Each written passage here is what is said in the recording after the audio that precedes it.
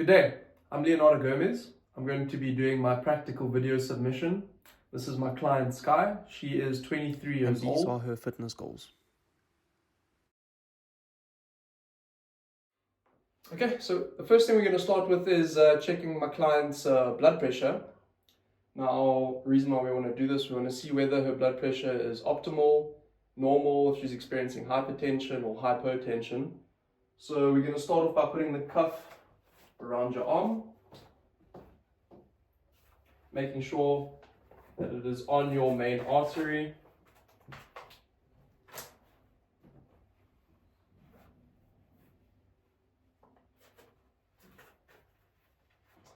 Okay. Now, while this is checking my client's blood pressure, a couple things I want to note. First thing is, before doing this with your client, you want to wait about 5 minutes just so that she's well rested and everything. And the second thing that I would like to note is that the client's arm needs to be resting on the table. Okay, fantastic. So we got a systolic reading of 103 and a diastolic reading of 76. Now that is an optimal reading, so your blood pressure is good. Fantastic. Alright, now what we're going to do is I'm going to check my client's heart rate, and I'm going to check her heart rate by counting her pulse. We're going to count 10 seconds and then times that by 6. Okay, fantastic. Let's start. So I'm going to find the pulse already. 3, 2, 1.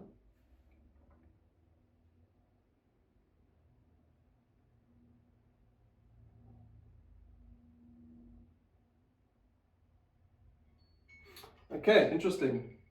So we got 10 heartbeats. So 10 times 6, that's 60. So your heart rate is optimal. Fantastic. I'm now going to be checking my client's BMI. What BMI is, it's mass relevant to height. It's a very controversial method because weight in kilograms doesn't differentiate between muscle mass, fat, and bone. But we're going to do it. We're going to start off by you standing on the scale. Okay, so my client's weight came to 50.1 kilograms. And now we're going to be checking my client's height. Cool. So just stand against the wall.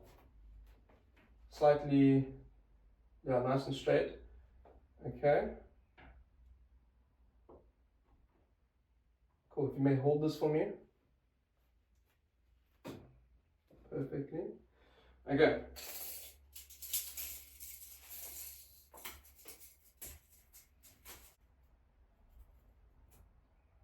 Okay. So the height we got was 1.58 meters. We're now going to be doing the calculation. So with the calculation, we're going to be dividing the kilograms by the height squared. So divided by meters squared. Cool. We're going to do the calculation now. Okay, so we're now going to be dividing the weight, which is 50.1. Divided by 1.58 meters squared, and we got 20.06. And what we got from that calculation was 20.06, which is within the normal BMI range. So fantastic. So now what I'm going to be doing is checking my client's waist to hip ratio. Now what we're going to be doing is checking the smallest part of her waist circumference and then the largest part of her hip circumference. So we're going to start with your waist area first. Okay, if you can just lift your arms up for me, please. Thank you. So around there is perfectly fine.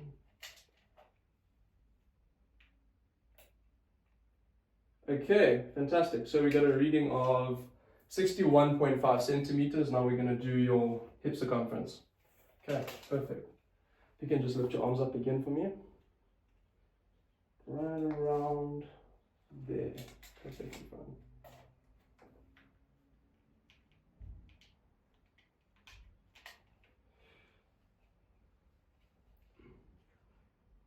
Okay, so we got a reading of 87.5 centimeters. I'm now going to do the calculation where it's going to be waist divided by hip. And then we can get the calculation to determine how healthy your waist to hip ratio is. So we're going to do 61.5 centimeters for the waist circumference divided by 87.5 centimeters, which is the hip circumference. And then we get a calculation of 0.70. Okay, so the calculation we got was 0.70, which for her age and gender is healthy for a female. Fantastic. Okay, so next I'm going to be doing a posture assessment on my client. Okay, so I've asked my client to put her hair up for me, just so we have a more visual representation of her posture. If you can just come a little more to the right of me, thank you. So we're going to be checking her anterior view, which is the front view. From the front, the head stays centered over the shoulders, the chest and waistline appear symmetrical, suggesting an even weight distribution. Knees and feet are aligned, reinforcing stability in the lower body. If you can just turn to the side for your lateral view. From the lateral view, I noticed a slight forward head posture, a common result of prolonged screen time. The spine maintains its natural curves and the pelvis sits in a neutral position, supporting overall balance. And then to the back, your anterior view. From the back, the shoulders appear level, showing a balanced scapular positioning. The spine is aligned, with no visible signs of scoliosis. The hips remain even, indicating a stable pelvic position. Okay, so I'm going to be doing the 3 skin fold method with my client. We're going to check her body fat percentage. We're going to be checking 3 different parts of her body. So we're going to be checking the tricep, the thigh, and the super ilium. Okay, fantastic. So we're going to start with your thigh. Also, we're checking on the left-hand side of her body. Fantastic. If you can just sit down. My client is also wearing tights, but it's not a problem. We can still get an estimated amount. We're also going to do this about 2 to 3 times, just to get a more accurate result. Yeah. Let's get this going. Okay, so we're going to go midline between the hip and the knee joint, so around over here at a vertical position. Cool. So we've got 22 millimeters for her thigh. Cool. If you can just stand up, we're going to go for your tricep. Okay, fantastic. So with the tricep, we're going to go from the cranium over here, midline. Okay, fantastic. Okay. Okay, for the tricep, we got a reading of 16 millimeters. Fantastic. Now we're going to go for your super ilium. Okay, if you can just pull your tights a bit lower for me. Okay, so we're going to do a diagonal reading on a super ilium. It's just above the crest where the hip is. Okay, fantastic. So around over here. Okay, so we got a reading of 8 millimeters. So now what we're going to do is the calculation. We're going to do the 3 skin fold calculation and then just add up her 3 skin fold size that we worked out.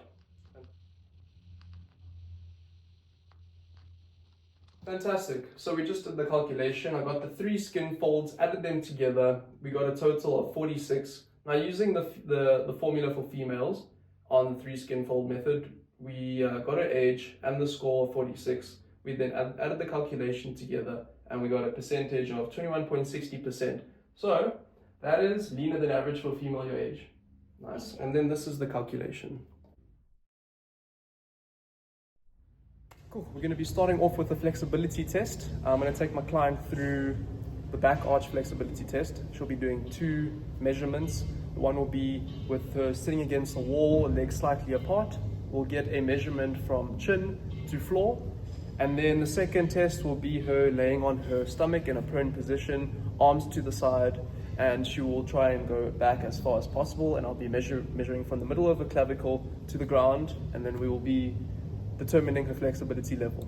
Okay, we're going to begin the first test. Cool. Please grab this for me. Bring it a bit closer. Okay. Cool, we got 59 centimeters. Now we're going to begin the second test. My client is going to lay on the floor, arms to the side in a prone position, and she's going to move as far back as possible, and I'm going to measure from the mid clavicle to the ground. Cool, let's begin. Hands to your side. Cool. Now what I want you to do is move up as far as possible.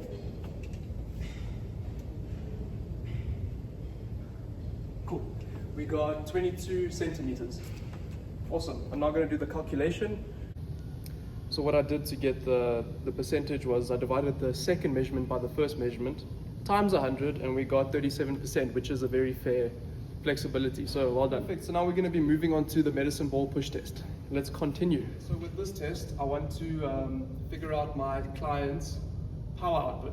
So what she's going to be doing is feet behind the mat, and she's going to throw as far as possible, and we're going to measure from her foot to where the ball landed to see her power output. Okay, we're going to begin. I want you to put your feet behind the mat, ball to your chest, and I want you to throw as hard as possible. Okay, so my client got 3 meters on the first throw, 3.1 meters on the second throw, and that is average for female, so well done. So now we are going to be doing the muscular endurance test. My client has chosen to do the sit-up test. So what she's going to be doing is as many sit-ups as possible in 60 seconds. Okay, you ready to begin? Cool, let me get the timer going. Okay, so what you're going to want to do is, every time you do a sit-up, I want your back to hit the floor, your arms need to touch your knees every time you come up. Okay, full range of motion sit-ups. Okay, 5, 4, 3, 2, 1, let's go. Nice. And also remember, at your own pace, you don't have to rush it. Nice. So my client scored 30 sit-ups in 60 seconds, which is above average for female. So well done. So now we are going to be doing a cardiovascular test on my client. She's chosen to do the 12-minute Cooper walk-run test, so we can determine her VO2 max and see where her fitness levels are at. I have now set the timer for my client. We're going to start in 3, 2. Perfect. Let's go. My client is going to be walking or running for 12 minutes, and we're going to determine the results in the end, how far she's traveled.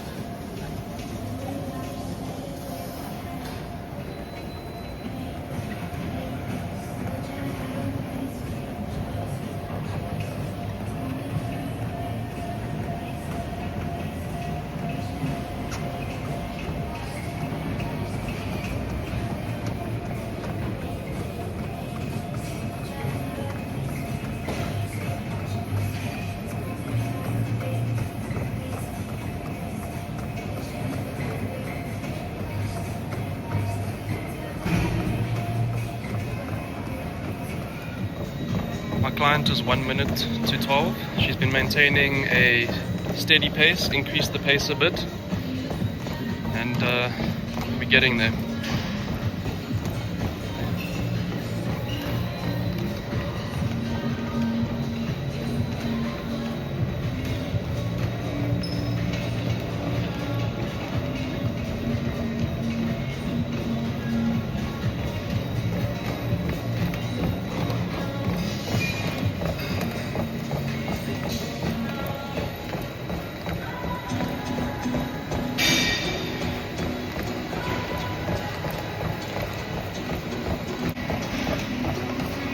Okay, perfect, awesome. Awesome, so my client has gotten a total distance of 1.83 kilometers. So now we are going to work out the distance covered and figure out her VO2 max. Awesome, well done. So my client ran 1.83 kilometers.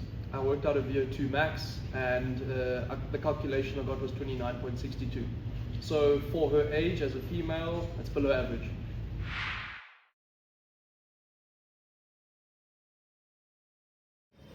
I'm now going to begin the exercise program, starting with the cardiovascular exercise. I'm going to be demonstrating to my client how to skip. She's going to be skipping for 1 minute. So you want to get behind the rope. You want your feet about 1 inch apart from each other. Your wrists slightly above the hip. And you're going to begin skipping using the movement of your wrists rotating. And my client's going to be going at a steady pace for 1 minute. We're going to begin the skipping just behind the rope. Okay, awesome. You're in position. You're going to go for 1 minute at a steady pace. Okay, you may begin. And don't worry about messing up, it's normal, that's okay. There you go. As you can see, she's got the movement of her wrists in rotation, keeping a steady pace, focused. Coordination is on point.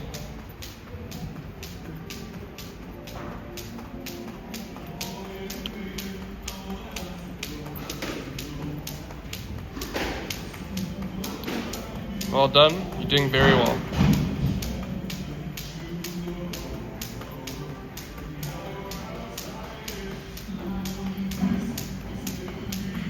Okay, you got 10 seconds.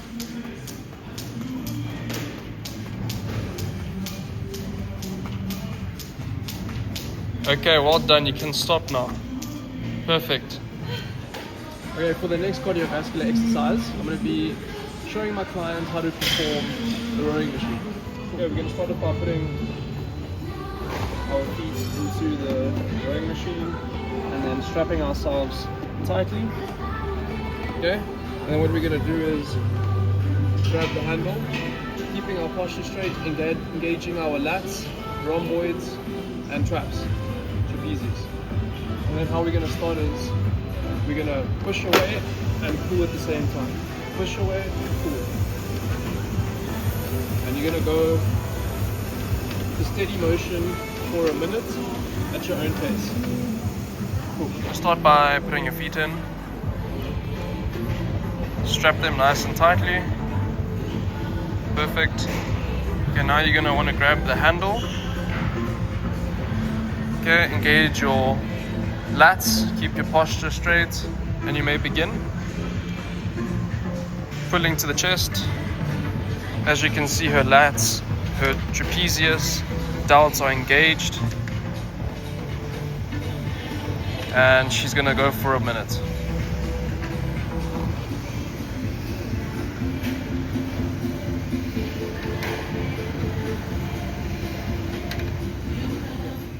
I'm going to now explain to my client how to perform a lat pull down. You're going to want to make sure firstly that this is nicely secure on our legs, so that when we pull down we are secure and in a solid position. Okay, we're going to grab the bar slightly shoulder width apart.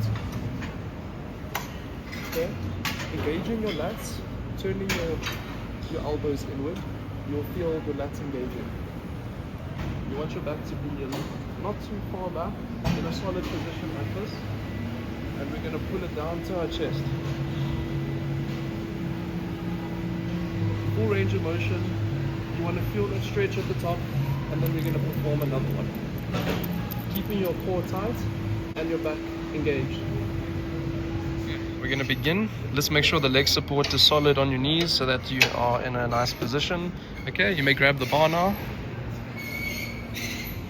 Okay, bring it down. Okay, I want you to lean slightly back. Okay, perfect. Engage your lats. Okay, now you may bring the bar down to your chest. Perfect. Now, nice and slow movements, 8 reps. I want full range of motion. You need to feel that stretch at the top. Perfect. Just like that. Yes, perfect.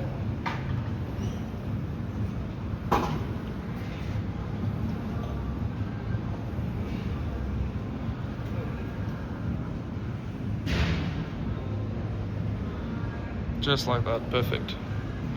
For our next resistance exercise for the upper body, we're going to be doing tricep pushdowns with the rope.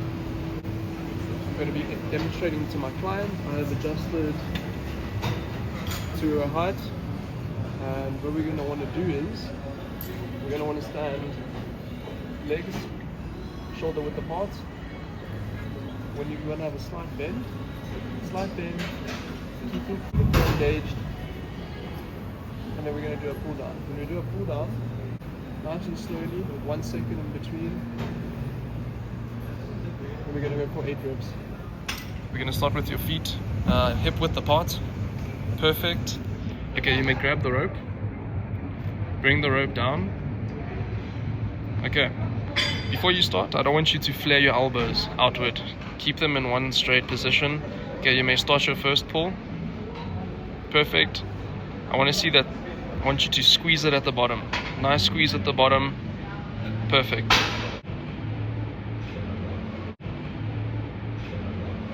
Perfect. Okay. 3,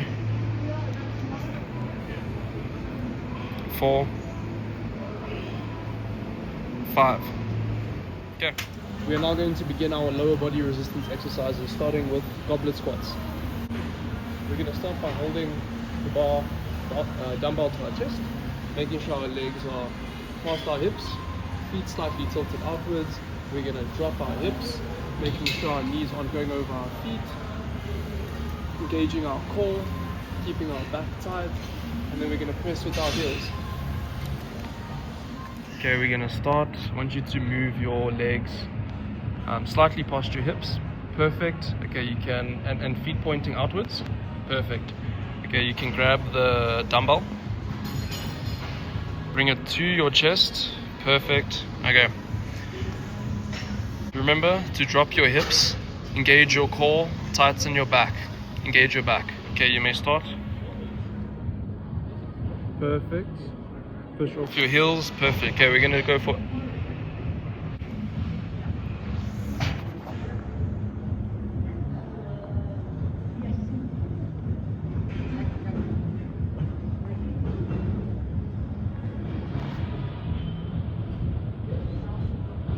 perfect. Thank you. For the next lower body resistance exercise, we're going to now show my client how to perform an RDL. Okay. So what we're going to do is have our feet about an inch apart. We're going to grab the bar just outside the feet.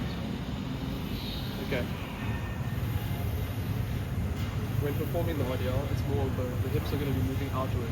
So we're going to be dropping the bar and moving our hips outward like that. And then we're going to perform our RDL.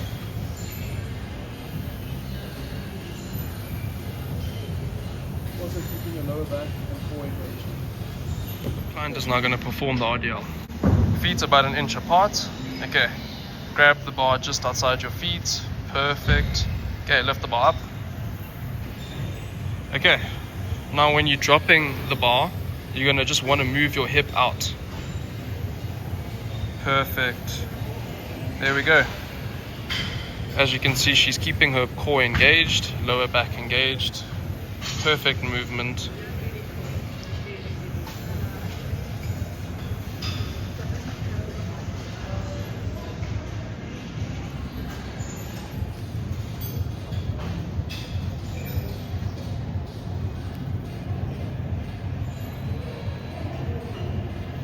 Okay, thank you. I'm now going to be doing a core exercise with my client. We have decided to do leg raises. Awesome. So, lay down. I will guide you through everything. Just lay on your back. Okay, just make sure the camera can see what we are doing. Perfect. Okay, so what you want to do is, you can grab my legs. Perfect. Okay, now what you want to do is, I'm going to push your feet, and then you're going to lower it slowly, an inch off the ground, and then bring them back. Okay? Slow, pause, slowly down, pause.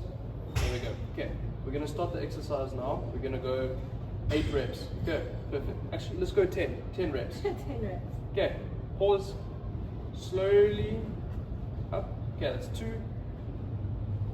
3, a bit lower, please. 4, let's go. 5, 6, 7, lower, a little lower. Okay, 9, a bit lower. 10, give it that last push. Perfect. Cool, thank you so much. Okay. So we are now going to be doing a proprioceptive neuromuscular facilitation because her hamstrings are a bit tight. Okay, you can just lay back. Thank you. One leg straight. Awesome. And then we're just gonna be pushing until I can stop. Is that okay? Cool. And we just want to bend the toes a little bit more. I'm gonna go for about 15 seconds.